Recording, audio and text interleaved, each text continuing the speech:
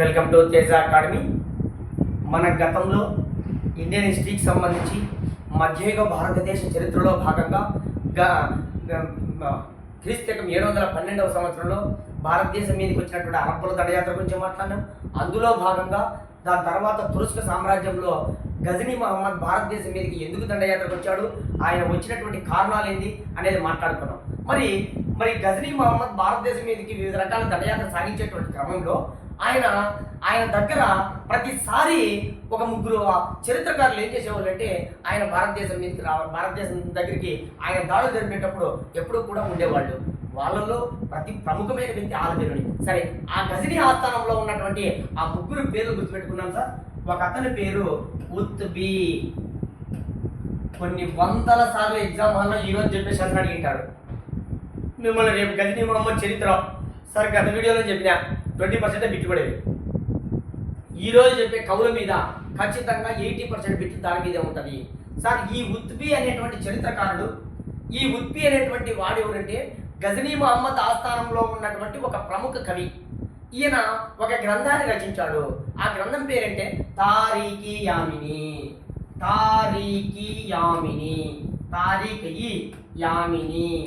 Sir గుర్తుకుందా? యామిని ఉద్దౌలా అనేటువంటి బిరుదు ఎవరికి ఉంది? గజనీ మహమ్మద్కి ఉంది. ఆ గజనీ మహమ్మద్ యొక్క గొప్పతనాన్ని వివరించినటువంటి గ్రంథమే తారీఖీ యామిని అనేటువంటి గ్రంథము.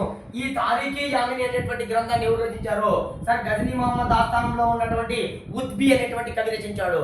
ఈయన ఏ భాషలో రచించాడు సార్? పర్షియన్ భాషలో రచించాడు.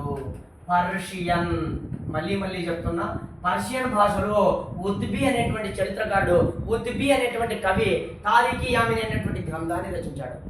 అసలు తారీఖీ యామిని అనేటువంటి గ్రంథము గజనీ మహమ్మద్ యొక్క గొప్పతనాన్ని వర్ణిస్తుంది.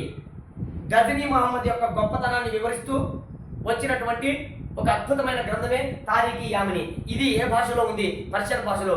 దీన్ని రచించింది ఎవరు? ఉత్బీ. మళ్ళీ చెప్తాను, జాగ్రత్తగా అధ్యయనం చేయండి సార్. ఉత్బీ. ఇక రెండవ వ్యక్తి ఫిరదౌషి సార్. ఫిరదౌషి. అసలు ఫిరదౌషి అనగానే మనం బ్రెయిన్లో ఫీడ్ చేయండి. ఎన్నోసార్లు మన కాంపిటీషన్ ఎగ్జామ్స్లో అడిగింటాడు. ఫిరదౌషి అనగా షానామా. ఎవరైనా చెప్తారు సార్. ఫిరదౌషి, కన్ఫ్యూజ్ వద్దు. షానామా. ఇంకా అరేబియన్ నైట్స్. ఈ రెండు గ్రంథాలు గుర్తుపెట్టుకోండి సార్. షానామా గ్రంథ రచయిత, అరేబియన్ నైట్స్ గ్రంథ రచయిత. ఎవరు? ఫిరదౌసి అనేటువంటి వ్యక్తి ఏం చేశాడంటే షానామా అనేటి గ్రంథాన్ని, అరేబియన్ నైట్స్ అనేటువంటి గ్రంథాన్ని రచించడం జరిగింది. ఈ ఫిరదౌసి అనేవాడు ఎవరు? గజనీ మహమ్మద్ ఆస్థానంలో ఉన్నటువంటి ఒక కవి. ఫిరదౌసి షానామా అనేటువంటి గ్రంథాన్ని, అరేబియన్ నైట్స్ అనేటువంటి గ్రంథాన్ని పర్షియన్ భాషలోనే రచించాడు. మళ్ళీ చెప్తున్నా, భాషలు కూడా రేపు అడుగుతాడు సార్. ఆయన ఇంకా ఆల్బెరూని ఉన్నాడు కాబట్టి ఆల్బెరూని అక్కడ వచ్చాడు. ఎక్కడ గుర్తుపెట్టుకో చెప్తా, ఆయన ఈజీ గుర్తుపెట్టుకోవచ్చు. ఆల్బెరూని రచించిన గ్రంథాలన్నీ కూడా అరబిక్ భాషలో ఉన్నాయి. పట్టాల్సిన ఆల్బెరూని సార్. ఈ ఇద్దరు కూడా పర్షియన్ భాషే సార్. మళ్ళీ చెప్తున్నా, పర్షియన్ భాష గుర్తుపెట్టుకోండి. ఈ రెండు కూడా ఫిరదౌసి రచించిన షానామా కానీ, అరేబియన్ నైట్స్ కానీ ఇవన్నీ కూడా పర్షియన్ భాషలో ఉన్నాయి. కానీ ఈ ఇద్దరు చరిత్రకారుల కంటే కూడా, ఈ ఇద్దరు కవుల కంటే కూడా ఎక్కువ ప్రశ్నలు ఎక్కడ అడుగుతున్నారంటే ఆల్బెరూని మీద ప్రశ్నలు అడుగుతున్నాడు. ఇక మూడవ వ్యక్తి ఆల్బెరూని సార్. ఎందుకు సార్ ఈయన మీద అడుగుతున్నాడంటే ఈయన విమర్శనాత్మకంగా మాట్లాడడం జరిగింది. సరే చూద్దాం ఏం చూద్దాం. ఫస్ట్ ఆల్బెరూని ఎవరు సార్? ఆల్బెరూని అనగానే బాగా బ్రెయిన్లో ఫీడ్ చేయండి. ఒక అద్భుతమైన గ్రంథం సార్. ఇప్పుడే చెప్పిన ఆల్బెరూని అరబిక్ భాషలో రచించాడు గ్రంథాలన్నీ కూడా సార్. ఆల్బెరూని రచించిన గ్రంథాలన్నీ కూడా అరబిక్ భాషలో ఉన్నాయి, అరబ్బీ భాషలో ఉన్నాయి, అరబిక్ భాషలో ఉన్నాయి. ఈయన రచించినటువంటి ప్రముఖమైన గ్రంథం ఏంటంటే కితాబుల్ హింద్. కొన్ని వందల సార్లు సివిల్ సర్వీస్ నుంచి అడిగింటారు. కితాబుల్ హింద్ సార్. హింద్ అని కనపడిందంటే ఆల్బెరూనికి వెళ్ళిపోండి. కితాబుల్ హింద్ అనేటువంటి గ్రంథాన్ని ఆల్బెరూని అనేటువంటి వ్యక్తి అరబిక్ భాషలో రచించాడు సార్.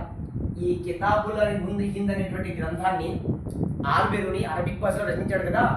ఈ గ్రంథానికి మన చరిత్రకారులు ఏం చేశారంటే ఒక బిరుదు ఇవ్వడం జరిగింది. చూడండి సార్, గ్రంథానికే ఏంటంటే 11th century ఆఫ్ మిర్రర్. కొన్ని వందల సార్లు అడిగింటాడు సార్, మళ్ళీ చెప్తున్నా, 11th century of mirror. Sir మనందరికీ తెలిసిందే మిర్రర్ అంటే అర్థం. సార్ మిర్రర్ అంటే అర్థం అంటే ఏంటంటే మనము అబద్ధాలు ఏముండవు, మనం ఎలాగుంటే అర్థంలో కూడా అదే విధంగా కనపడతాయి. అంటే దాని అర్థం ఏంటంటే 11వ శతాబ్దంలో కితాబుల్ హిందుని మించినటువంటి గ్రంథము లేదు. కితాబుల్ హిందూ గ్రంథాన్ని బాగా అధ్యయనం చేస్తే అసలు ఆసియా ఖండంలో ఉన్నటువంటి గజనీ ప్రాంతం కావచ్చు, ఇండియా ప్రాంతం కావచ్చు, వీటన్నింటి గురించి సమగ్ర సమాచారం వస్తుంది. అందులో కూడా ఎక్కడా కూడా విమర్శనాత్మకంగా లేదు, ఎక్కడా కూడా అతిశయోక్తిగా లేదు, అద్భుతంగా రచించడం జరిగిందని అత్యధిక మంది చరిత్రకారుల నమ్మకం. అందుకే కితాబుల్ హింద్ అనేటువంటి గ్రంథాన్ని 11th century ఆఫ్ మిర్రర్ అంటారు. సార్ ఒక దగ్గర మర్చిపోయాను సార్, జాగ్రత్తగా వినండి. ఈ ఫిరదౌసీని ఏం చేస్తారంటే ఈ ఫిరదౌసీ దగ్గర ఒకటి మర్చిపోయాను. ఈ ఫిరదౌసీకి గజనీ మహమ్మద్ ఏం చేశాడంటే గజనీ మహమ్మద్ అద్భుతంగా ప్రోత్సహించడం జరిగింది ఫిరదౌసీని. అంటే మీ ముగ్గురు చరిత్రకారులు, ముగ్గురు కవుల్లో అద్భుతంగా తనకు బాగా ఇష్టమైన కవి ఎవరంటే ఫిరదౌసీ, గజనీ మహమ్మద్కు. ఆల్బెరూని అద్భుతమైన గ్రంథాలు రచించినప్పటికీ ఫిరదౌసీ అంటే చాలా ఇష్టం. అందుకే ఫిరదౌసీ పర్షియన్ భాషలో ఒక టపాస్ లాగా పేర్లైంది, షానామా కానీ అరేబియన్ నైట్స్ కానీ. అందుకే ఏం చేస్తారంటే ఇంగ్లీష్ భాషలో హోమర్ అనేటువంటి ఒక కవి, అద్భుతమైన కవి ఉన్నాడంట. ఇంగ్లీష్ భాషలో హోమర్ అనేటువంటి కవి ఉన్నాడు. ఇంగ్లీష్ భాషకు ఏ విధంగా అయితే హోమర్ అనే కవి ఉన్నాడో, ఇంగ్లీష్ భాషకు ఏ విధంగా అయితే హోమర్ అనేటువంటి కవి అద్భుతమైనటువంటి నాలెడ్జ్ కలిగి ఉన్నాడో, అదే విధంగానే ఈ ఫిరదౌసీని కూడా పర్షియన్ భాషలో హోమర్తో సమానం అని పొగుడుతారు. సార్ జస్ట్ గుర్తుపెట్టుకోండి, ఎందుకంటే ఒకసారి సివిల్ సర్వీస్లో ఒక 4-5 సార్లు అడిగిపెట్టు. ఈ క్రింది గజనీ మహమ్మద్కి ఇష్టమైనటువంటి ఏ కవిని ఇంగ్లీష్ భాషకు హోమర్ లాంటి కవిగా పేర్కొంటారు. సార్ ఇంగ్లీష్ భాషలో హోమర్ ఏ విధంగా అయితే పర్షియన్ భాషకు అటువంటి సమాన వ్యక్తితో పోలుస్తారంటే ఫిరదౌసీని. సార్ ఇంగ్లీష్ భాషకి ఏ విధంగా అయితే హోమర్ మంచి ప్రావీణ్యం కలిగి ఉన్న కవిగా పేర్కొంటారో, పర్షియన్ భాషలో ఫిరదౌసీని ఆ విధంగా అంటారని గుర్తుపెట్టుకోండి. సార్ ఇక్కడికి వచ్చేయండి, హోమర్ ఫిరదౌసీ గుర్తుపెట్టుకోండి. సార్ ఇక్కడ చూడండి, ఆల్బెరూని అనగానే కితాబుల్ హింద్ గుర్తుకు రావాలి. మళ్ళీ చెప్తున్నా, కితాబుల్ హింద్కు మన చరిత్రకారులు ఏం పేరు పెట్టుకున్నారంటే 11th century ఆఫ్ మిర్రర్ అని పేరు పెట్టుకున్నారు. కితాబుల్ హింద్ రేపు అడుగుతాడు, ఆల్బెరూని రచించిన కితాబుల్ హింద్ ఏ భాషా గ్రంథము? అరబిక్ భాషా గ్రంథం. సార్ ఉత్వీద్ కానీ అదే విధంగానే ఫిరదౌసీ కానీ అన్నీ కూడా పర్షియన్ భాషలో ఉన్నాయి. సార్ ఇంకా ఏమైనా ఆల్బెరూని రచించిన గ్రంథాలంటే సులభంగా గుర్తుపెట్టుకో సార్. ఇది ఒక గ్రంథము. రెండవ గ్రంథము ఖువానున్ ఈ మసూది. సార్ ఇన్ని అవసరమా? సూది గుర్తుపెట్టుకోండి, మసూది అవసరం లేదు, ఇవన్నీ అవసరం లే. ఖువానున్ మసూది. సార్ ఖువానున్ మసూది అంటే ఆల్బెరూని ఖగోళ శాస్త్రం మీద రచించినటువంటి గ్రంథము. సార్ ఆ కాలంలోనే ఖగోళ శాస్త్రం మీద రచించినటువంటి గ్రంథం ఏదైనా ఉంది అంటే ఖువానున్ మసూది. అరబిక్ భాషలోనే ఉంది. ఎవరు రచించాడో? ఆల్బెరూని. సార్ నేను చెప్పేది ప్రతిదీ ఇంపార్టెంట్, పెన్ను పేపర్ తీసుకొని ప్రాక్టీస్ చేయండి. మళ్ళీ చెప్తున్నా, రేపు ఎగ్జామ్ హాల్లో కొంతమంది ఇంకా అనుకుంటుంటారు, సార్ ఫిలిమ్సే కదా, క్వాలిఫై అయితే మేలు కదా, మాకు 30కి 28, 25 ఏమొద్దులే, మాకు 18, 15 వస్తే చాలు అనుకుంటున్నారు. రేపు మీరు ప్రిలిమ్స్ గెట్ ఎక్కాలంటే ఇండియన్ హిస్టరీ వచ్చింటారా? దాంతో పాటుగా రేపు మీరు గ్రూప్ 2 ఒకటే ఉందా? ఏపీఎస్సీ పోస్టులు అంటే కొన్ని వందల పోస్టులు, ఏ రకరకాల నోటిఫికేషన్ ఉంటాయి. ఏ నోటిఫికేషన్ అయినా ఇండియన్ హిస్టరీ ఉంటుంది. ఇండియన్ హిస్టరీ మీద పట్టు సాధిస్తే ఏపీ హిస్టరీ బాగా వస్తుంది. సరే, ఖువానున్ మసూది ఖగోళ శాస్త్రం మీద రచించినటువంటి గ్రంథమే ఖువానున్ మసూది. మళ్ళీ చెప్తున్నా. సరే ఇంకొక గ్రంథం ఉంది, మన జవహర్లాల్ నెహ్రూని గుర్తుపెట్టుకోండి. జవహర్లాల్ నెహ్రూని గుర్తుపెట్టుకోండి.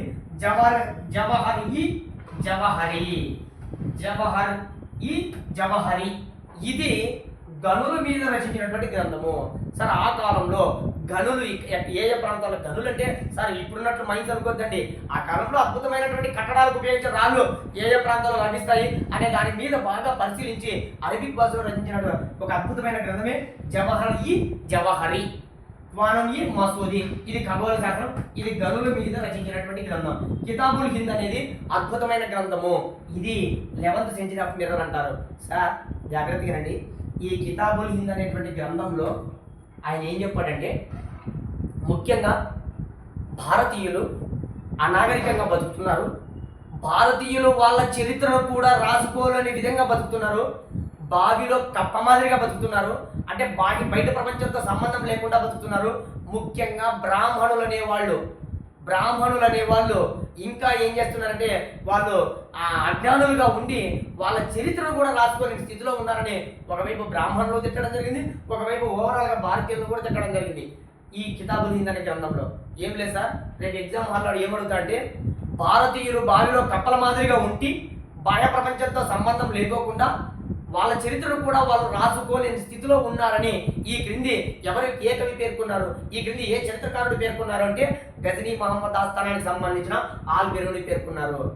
బ్రాహ్మణులనైతే కేవలం తినడానికి మాత్రమే కొడతారని కూడా పేర్కొనడం జరిగింది సార్. సార్ ఆల్బెరూని ఆ కాలంలో మరి పరిస్థితులు ఏ విధంగా ఉన్నాయో తెలియదు, కానీ ఎందుకంటే ఇది మనం 1000 సంవత్సరాల గురించి మాట్లాడుతున్నాం, మరి ఆ పరిస్థితులు ఏ విధంగా ఉన్నాయో ఆయన తారసపడిన అంశాలు ఏమో తెలియదు, కానీ ఆ విధంగా అందరినీ కూడా విమర్శనాత్మకంగా రచించడం జరిగింది కితాబుల్ అనేటువంటి గ్రంథం.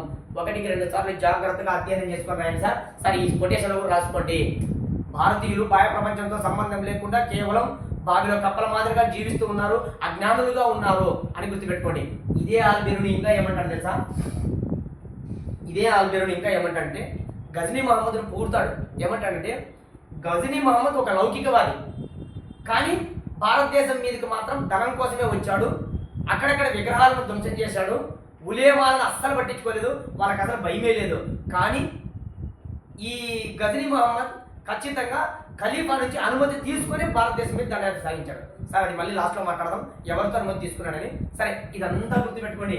గజనీ మహమ్మద్ను కూడా పొగిడాడు, ఈయన ఒక లౌకికవాది, ఈయన ఒక ఉదారవాది, ఈయన అసలు భారతదేశం మీద దండయాత్ర ఎందుకు వచ్చాడంటే తన సంపాదన కోసమే వచ్చాడు, తర్వాత విగ్రహాలను ధ్వంసం చేశాడు, దానితో పాటుగా ఈయన ఏం చేశాడంటే అసలు ఉలేమాల మాట ఏం లేదని కూడా స్పష్టంగా రాయడం జరిగింది. 1-2 సార్లు ఈ ఆల్బెరూని గురించి నేర్చుకోండి. ఇంకా ఆల్బెరూని గురించి అయిపోలేదు సార్. ఇంకా ఏం చేశారంటే, ఇదో ఈ కితాబుల్ హింద్ అనేటువంటి గ్రంథం ఉంది కదా, తపాసులాగా పేలింది అన్నాం కదా, 11th సెంచరీ అన్నాం కదా, ఈ కితాబుల్ హింద్ అనేటువంటి గ్రంథాన్ని అరబిక్ భాషలో ఉన్న ఆల్బెరూని రచించిన ఈ గ్రంథాన్ని ఈసీ సచావ్ అనేటువంటి వ్యక్తి ఏం చేశాడంటే, ఈసీ సచావ్ అనే వ్యక్తి సార్ వెరీ ఇంపార్టెంట్, ఆంగ్లంలోకి తర్జుమా చేయడం జరిగింది, అనగా ఇంగ్లీష్ భాషలోకి రాశాడు.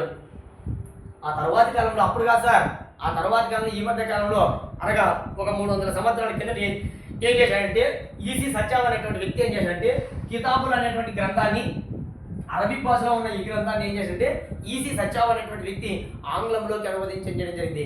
నేను చెప్పిన ప్రతిదీ బిట్టే. 11th సెంచరీ ఆఫ్ మిర్రర్ అని ఏ గ్రంథాన్ని అంటారు, ఈసీ సచావ్ ఎవరు, ఇవన్నీ కూడా 1-2 సార్లు జాగ్రత్తగా అర్థం చేసుకోండి. ఇంకా ఉంది సార్ ఆల్బెరూని గురించి, ఇంకా ఏం మాట్లాడాడు ఆల్బెరూని చూడండి సార్. ఇంకా ఏమన్నాయి ఆల్బెరూని గురించి అంటే వెరీ వెరీ ఇంపార్టెంట్, ప్రతి పదము నిక్కచ్చిగా రాసుకోండి, ప్రతిదీ ఇంపార్టెంట్, జాగ్రత్తగా ట్రేస్ అవుట్ చేసుకోండి. ఎందుకంటే ఈ ఆల్బెరూని మీద గజనీ మహమ్మద్ అన్నాడంటే ఖచ్చితంగా బిట్లు అడుగుతూనే ఉంటాడు.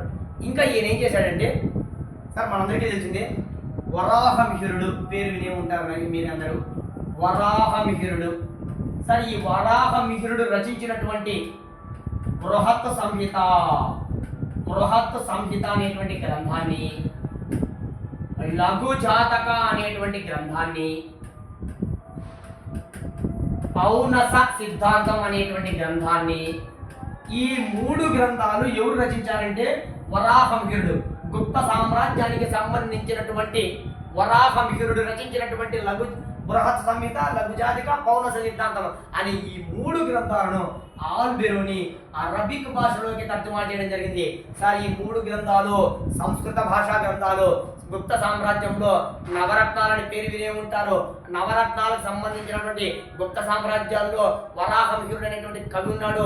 ఆయన బృహత్ సంహిత, లఘు జాతక, పౌనస సిద్ధాంతం అనే 3 గ్రంథాలను సంస్కృత భాషలో రచిస్తాడు. సంస్కృత భాషలో ఉన్న ఈ 3 గ్రంథాలను అరబిక్ భాషలోకి తర్జుమా చేయడం జరిగింది. ఎవరంటే ఆల్బెరూని. సార్ ఇంకా మన భారతదేశంలో ఉన్నటువంటి దాంతో పాటుగా భగవద్గీత. సార్ ఇవన్నీ చూడండి, మహాభారతం కానీ భగవద్గీత లాంటి గ్రంథాలను కూడా ఏం చేశారంటే ఈయన అరబిక్ భాషలోకి తర్జుమా చేయడం జరిగింది. సార్ ఈ మహాభారతాన్ని కానీ భగవద్గీత అనేటువంటి గ్రంథాలను కూడా ఏం చేశారంటే అరబిక్ భాషలోకి తర్జుమా చేయడం జరిగింది. సార్ ఇన్ని గ్రంథాలను ఏం చేశారంటే అరబిక్ భాషలోకి తర్జుమా చేశాడంటే అర్థం చేసుకోండి. అందుకే ఈయన మీద ఎక్కువగా ప్రశ్నలు అడుగుతున్నాడు. ఈయన గ్రంథాలను కొంతమంది ఏమో ఆంగ్ల భాషలో రచించడం జరిగింది, ఈయన అరబిక్ భాషలో రచించడం జరిగింది. సంస్కృత భాషా గ్రంథాలు, భారతీయ గ్రంథాలన్నింటినీ ఈయన ఏం చేశాడంటే అరబిక్ భాషలోకి తర్జుమా చేయడం జరిగింది. ఎన్ని గ్రంథాలు చూడండి, వెరీ వెరీ ఇంపార్టెంట్, బాగా బ్రెయిన్లో ఫిట్ చేయండి. ఆల్బెరూని ఇంకా ఏమన్నా అంటే, అయ్యా భారతదేశంలో కొంతమంది వ్యక్తులు నేను చూశాను, వాళ్ళు ఎవరంటే హది, దోమా, చండాల అనేటువంటి కులాల వాళ్ళు ఏం చేశారంటే వీళ్ళు అంటరాని వారిగా బతుకుతున్నారంట. సార్ ఈ ప్రస్తావన కూడా అడిగాడు సివిల్ సర్వీస్లో. హది, దోమ, చండాల అనేటువంటి ప్రజలు వీళ్ళు ఒక జాతి ప్రజలు అనుకోండి సార్, భారతదేశంలో నివసిస్తున్నారంట.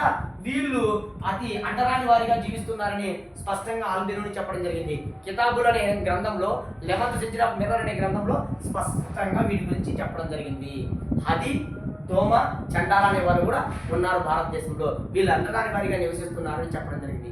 ఇది ఆల్బెరూనికి సంబంధించినటువంటి ఇన్ఫర్మేషన్. 1-2 సార్లు జాగ్రత్తగా అధ్యయనం చేయండి సార్. మళ్ళీ చెప్తున్నా, ఎందుకంటే రేపు ఎగ్జామ్ హాల్లో అడుగుతాడు. సార్ ఇంకొక గ్రంథం ఉంది మన పతంజలిది. సార్ మనందరికీ తెలిసింది పతంజలి. పతంజలి అనగానే సంస్కృత భాషలో మహాభాష్యం గుర్తుకొస్తుంది.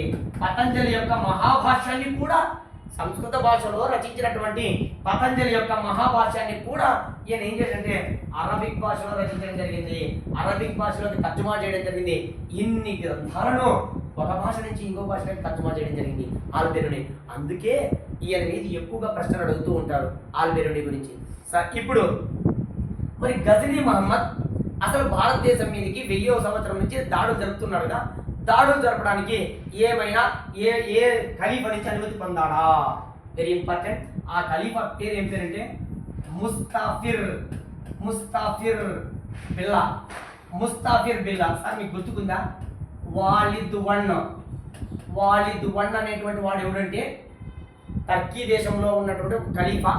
ఈ వాలిద్ వన్ అనేటువంటి వ్యక్తి మహమ్మద్ బిన్ కాసిం ఏం చేశాడంటే భారతదేశం మీద దండయాత్ర సాగించినప్పుడు వాలిద్ వన్ టర్కీ దేశంలో ఖలీఫాగా ఉన్నాడు.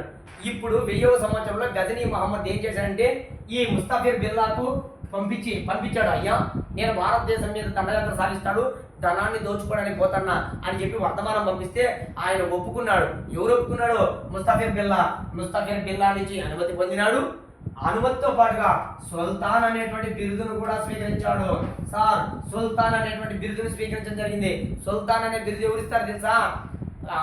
ఖలీఫా నుంచి. సార్ మనం గుర్తుపెట్టుకున్నాం, మన గత వీడియోలో చెప్పిన ఖలీఫా ఏం చేస్తాడంటే ముస్లిం చక్రవర్తులను గుర్తిస్తాడు, ఆ గుర్తించే క్రమంలో బిరుదులు కూడా ఇస్తాడు. ఆ విధంగా భారతదేశం మీద దండయాత్ర సాగించిన మొట్టమొదటి తురుష్క రాజు అయినటువంటి సుల్తాన్ అనే బిరుదు పొందినటువంటి గజనీ మహమ్మద్కు సుల్తాన్ అనే బిరుదు ఇచ్చింది ఎవరంటే ముస్తాఫిర్ బిల్లా.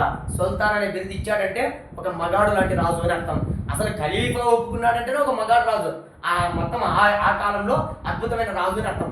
ఆ విధంగా సుల్తాన్ అనే బిరుదుని స్వీకరించి భారతదేశ దండయాత్ర సాగించడం జరిగింది. మరి గజనీ మహమ్మద్ భారతదేశం మీద దండయాత్ర సాగించినప్పటికీ కేవలం ధనాన్ని దోచుకోవడానికి వచ్చాడు, సామ్రాజ్యాన్ని స్థాపించడం లేదు. అందుకోసమే ఒకసారి చూద్దాం సార్. కొంతమంది చరిత్రకారులు ఏమన్నారంటే ఒక్కొక్కరు ఒక్కొక్క స్టేట్మెంట్ ఇవ్వడం జరిగింది. ఆ స్టేట్మెంట్ కూడా గుర్తుపెట్టుకోవాలా? ఒకసారి చూద్దాం సార్. మహమ్మద్ హబీబ్ అనే చరిత్రకారుడు ఏమన్నాడంటే, మహమ్మద్ హబీబ్ ఈ మధ్య కాలం జస్ట్ 1927 ఆ ప్రాంతానికి సంబంధించిన మహమ్మద్ హబీబ్ అనే చరిత్రకారుడు ఏమన్నాడంటే, అసలు గజనీ మహమ్మద్ కేవలం భారతదేశం మీద దండయాత్ర కేవలం ధన సంపాదన తప్ప వేరేది కాదు, అసలు సామ్రాజ్య స్థాపన కాదు. సార్ మళ్ళీ చెప్తున్నా, భారతదేశం మీద గజనీ మహమ్మద్ దండయాత్ర కేవలం ధన సంపాదనే. ఈయనతో ఏకీభవించిన వ్యక్తి ఇంకోటి అంటే ఈశ్వరీ ప్రసాద్ కూడా ఒప్పుకున్నాడు. నిజమే, గజనీ మహమ్మద్ భారతదేశం మీద దిగ్విజయ యాత్రలు కేవలం ధన సంపాదన కోసమే. ఆయన ధనకాంక్ష కోసమే వచ్చాడు, అంతేకాని సామ్రాజ్య స్థాపన కోసం కాదు అని వీళ్ళిద్దరిని గుర్తుపెట్టుకోండి. ఎవరు చెప్పారు భారతదేశం మీద గజనీ మహమ్మద్ ధనం కోసం వచ్చాడంటే ఆ మహమ్మద్ హబీబ్ అనే చరిత్రకారుడు, ఈశ్వరీ ప్రసాద్ అనేటువంటి ఇద్దరు వ్యక్తులు ఏం చేశారంటే గజనీ మహమ్మద్ యొక్క అతి ముఖ్యమైన లక్ష్యం ధన సంపాదనే, అంతేగాని ఆయన దిగ్విజయాత్రలు అన్నీ కూడా సామ్రాజ్యాన్ని స్థాపించడానికి కోసం కాదు అని చెప్పింది అంటే ఇద్దరు చరిత్రకారులను గుర్తుపెట్టుకోండి. సరే, ఇంకా కొంతమంది వ్యక్తులు ఈ గజనీ మహమ్మద్ మీదుగా కొంతమంది విమర్శనాత్మకంగా చెప్పడం జరిగింది, కొంతమంది పౌరులు చెప్పడం జరిగింది. అందులో భాగంగా సిపి వైద్య అనేటువంటి వ్యక్తి, సార్ వైద్య అంటే దేవుడిని గుర్తుపెట్టుకుని వైద్యులను దేవునితో కొలుస్తారు కదా. ఏం సార్ అంటే ఇక్కడ చూడండి, దేవుడు సృష్టించిన గొప్ప వ్యక్తులలో గజనీ ఒకడు. చూడండి సార్, దేవుడు సృష్టించిన గొప్ప వ్యక్తుల్లో గజనీ మహమ్మద్ ఒకడంట. ఈ సిపి వైద్య అనేవాడు పొగుడుతున్నాడు ఎవరిని? గజనీ మహమ్మద్ను. ఇదే సిపి వైద్య ఏమన్నా అంటే గజనీ మహమ్మద్ను అక్బర్తోనూ పోల్చాడు, నెపోలియన్తోనూ పోల్చాడు, పీటర్తోనూ పోల్చాడు. చూడండి సార్, పీటర్ అనేవాడు, నెపోలియన్ ఐరోపా దేశానికి సంబంధించిన ఐరోపా ఖండానికి చెందిన గొప్ప రాజులు. మన భారతదేశానికి చెందిన గొప్ప రాజుల పేర్లు చెప్పాలంటే అశోకుడు, అక్బర్ అని చెప్తాం కదా. ఆ విధంగా అక్బర్తో పోల్చదగిన వ్యక్తి అని సిపి వైద్య చెప్పడం జరిగింది.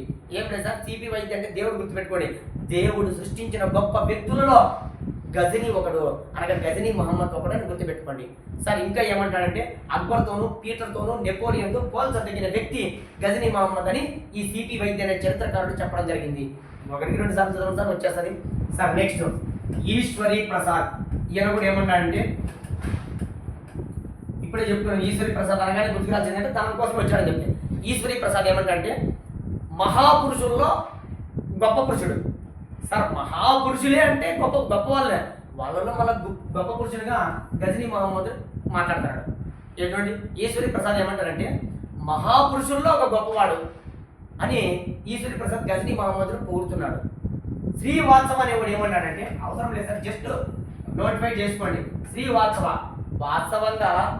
వాస్తవంగా ఎంత ఈజీ గుర్తుపెట్టుకోవచ్చు. శ్రీవాత్సవ ఏం చెప్తారంటే శ్రీవాత్సవ గుర్తుపెట్టుకోవచ్చు సార్. శ్రీవాత్సవ ఏమంటారంటే అసలు ప్రపంచంలో దురాశ ధనకాంక్ష కలిగి ఉన్నవాడు ఎవ్వడు లేడు, ఈడు తప్ప, గజనీ మహమ్మద్ తప్ప అని గజనీ మహమ్మద్ను బాగా తిట్టడం జరిగింది శ్రీవాత్సవ. ప్రపంచంలో అత్యంత పేరాశ, అత్యంత దురాశ, అత్యంత ధనకాంక్ష కలిగి ఉన్నవాడు గజనీ మహమ్మద్ అని చెప్పింది ఎవరంటే శ్రీవాత్సవ. సార్, వాస్తవంగా గుర్తుపెట్టుకోండి, వాస్తవంగా అని గుర్తుపెట్టుకోండి. ఎలాగో ఆయనకు ధనకాంక్ష ఉంది, ఎలాగో ఆయనకు ఆశ ఎక్కువ, అందుకే ప్రపంచంలో దురాశ, పేరాశ, ధనకాంక్ష కలిగి ఉన్న చక్రవర్తి ఎవరైనా ఉన్నారంటే గజనీ మహమ్మద్ అని చెప్పింది ఎవరంటే శ్రీవాత్సవ. సార్, ప్రసాద్ ఏమంటాడంటే ఈశ్వరీ ప్రసాద్ మహాపురుషుల్లో గొప్ప వ్యక్తి. సార్, ఈ సిపి వైద్యం ఏమంటాడంటే దేవుడితో గుర్తుపెట్టుకోమన్నాడు, భగవంతుడు సృష్టించిన గొప్ప వ్యక్తులు ఈయనవుడు అని గుర్తుపెట్టుకోండి. సార్, లేన్పూల్ అనే చరిత్రకారుడు, ఇది గుర్తుపెట్టుకోండి, ఇది కూడా చాలాసార్లు ప్రశ్న అడిగాడు. సార్, లేన్పూల్ గుర్తుకొచ్చాడా? అరబ్బులు క్రీస్తు శకం 712వ సంవత్సరంలో సింధు ప్రాంతాల్లో దాడి జరిగినప్పుడు ఫలితమివ్వని దండయాత్ర, ఫలితమివ్వని దిగ్విజయ యాత్ర అని చెప్పడం జరిగింది. ఆ కొటేషన్ నేను గుర్తుపెట్టుకోమన్నా. ఆ లేన్పూలే. ఈ లేన్పూల్ అనే చరిత్రకారుడు ఏమంటాడంటే ఈ గజనీ మహమ్మద్ ఏం పూడతాడంటే దూరదృష్టి కార్యదక్షత లేనివాడు గజనీ మహమ్మద్. సార్, దూరదృష్టి కానీ కార్యదక్షత, ఒక పనిని నిర్వర్తించాలా అంటే ఏం లే, పని అంటే ఏం లేదు, ఇస్లాం సామ్రాజ్యం కానీ ఏదో ఒక సామ్రాజ్యాన్ని స్థాపించాలని ఏం లేదు, దురదృష్టి లేదు. సార్, దురదృష్టి అంటే ఏం లే, ఆ ప్రాంతాన్ని ఆక్రమించేసి వదిలేస్తాడు, ధనాన్ని దోచుకుంటాడు, వదిలేసి వచ్చేస్తాడు. అట్లా కాకుండా ఆ ప్రాంతాన్ని ఆక్రమించి ఆ ప్రాంతం రాజులను ఇస్లాం మతంలోకి మార్చి ఆ ప్రాంతాన్ని ఆక్రమించలేదు అని అర్థమాట. సార్, లేన్పూల్ అనే చరిత్రకారుడు ఏమంటాడంటే గజనీ మహమ్మద్ అనేటువంటి వ్యక్తి దూరదృష్టి, కార్యదక్షత లేని వ్యక్తిగా నిలిచిపోయాడు అని చెప్పడం జరిగింది. సార్, 1కి 2 సార్లు జాగ్రత్తగా అర్థం చేసుకోండి. గజనీ మహమ్మద్ అనగానే భారతదేశం మీద దండయాత్ర సాగించినప్పుడు సుల్తాన్ అనే బిరుదును స్వీకరించడం జరిగింది. ఎవరితో? ముస్తఫిర్ బిల్లా అనేటువంటి వ్యక్తి. సార్, ఇంకొకటి ఏంటంటే ఇతని నాణ్యాల పైన సంస్కృత భాషలో వేయించుకున్నాడు. ఇది బిట్టు, ఇది ఏపీపీఎస్సీలో ఒక 5-6 సార్లు అడగడం జరిగింది. సంస్కృత భాషలో సార్ తన నాణ్యాల పైన సంస్కృత భాషలో పేరు ముద్రించుకున్న వ్యక్తి ఎవరంటే Ghazni Mohammed.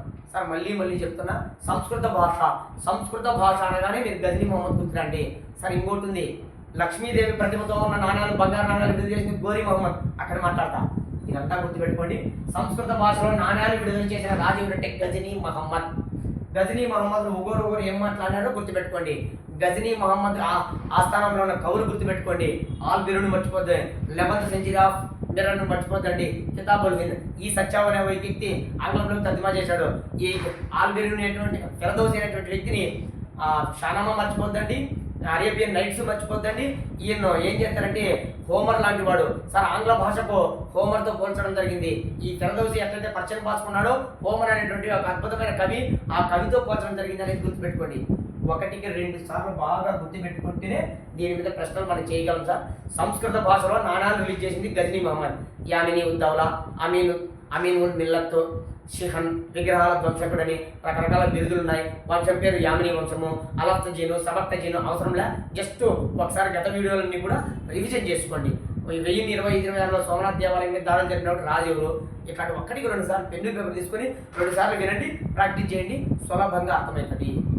Okay, thank you.